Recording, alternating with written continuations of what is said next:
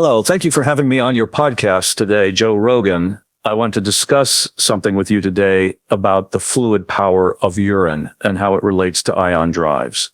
Okay, and how exactly does urine relate to ion drives? Well, you see, the composition of urine is quite unique. It contains electrolytes, water, and other substances that could potentially be used as propellants in an ion drive. Oh yeah, how so? Urine has a high concentration of ions like potassium and sodium. For God's sake, stop this nonsensical discussion immediately. Urine is waste material, not fuel. Nonsense, Captain. Urine has a lot of potential if harnessed correctly. Really? What kind of potential are we talking about here? Well, I did some experiments with my own urine recently and found that by separating out the ions through electrolysis, I was able to generate small amounts of thrust using the ionized particles. Unbelievable. Just unbelievable. So you're saying your piss has enough power to move something? Like a rocket or something? Indeed.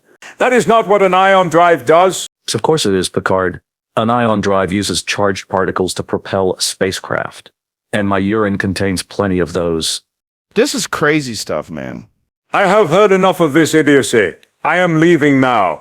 Hey, don't go. The best part is yet to come. Yeah, man, stay a while longer. I refuse to participate in any further discussions involving Data's excretions. Good day. All right, Data, so what else do you want to tell us about your little science experiment? Well, as I was saying, the thrust generated from my urine may be small, but if we could harness it on a larger scale, imagine the possibilities. What kind of possibilities are we talking about here? Why, powering starships, of course. Your piss? To power a starship? Indeed. It's the perfect solution. But where would you get all the urine from? Easy, we just install toilets on every deck and have the crew members contribute their daily waste products for fuel production. Every crew member would have to piss in order to keep the ship running.